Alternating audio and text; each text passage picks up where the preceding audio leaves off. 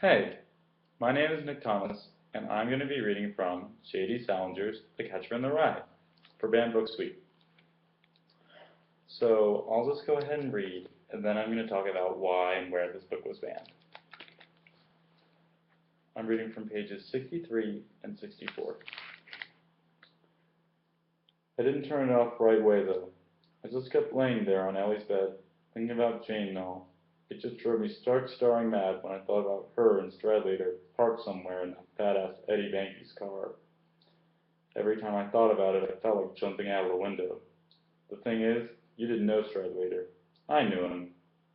Most guys at Percy just talked about having sexual intercourse with girls all the time, like Ackley, for instance. But old Stradlater really did it.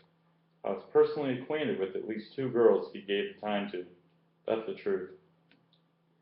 Tell me the story of your fascinating life, Ackley kid, I said. How about turning off the goddamn light? I gotta get up for mass in the morning.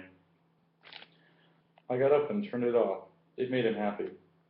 Then I lay down on Ellie's bed again. What are you going to do? Sleep in Ellie's bed? Ackley said. He was the perfect host, boy. I may not. Don't worry about it. I'm not worried about it. Only I'd hate like hell if Ellie came in all of a sudden and found some guy. Relax. I'm not going to sleep here.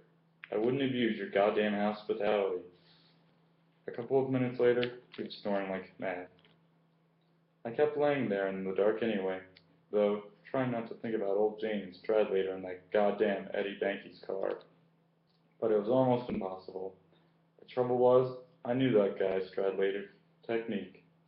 That made it even worse. So that was just a little piece of the book, but you can get from the idea that this book kind of has some perverse language and it talks about sex, and since the book was published in the early 1950s, that didn't go over well. One thing I found interesting was that the book was actually banned from the country of Australia completely. They actually put a ban on it being imported in the company or into the country.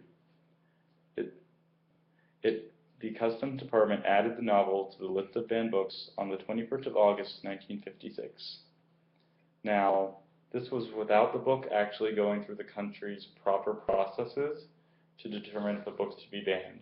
They just flat out said, this book is being banned, because it was so perverse and had such rude and vile language. Now, why I like the book so much and why I think it's important is because it gives a really good, realistic idea of a teenage boy adventure, something that every 14-year-old, 15-year-old boy wanted to do, run away to the city and sleep with prostitutes and drink. So, it really makes everyone more aware of, your 15-year-old isn't a saint. He wants to run away and sleep with prostitutes.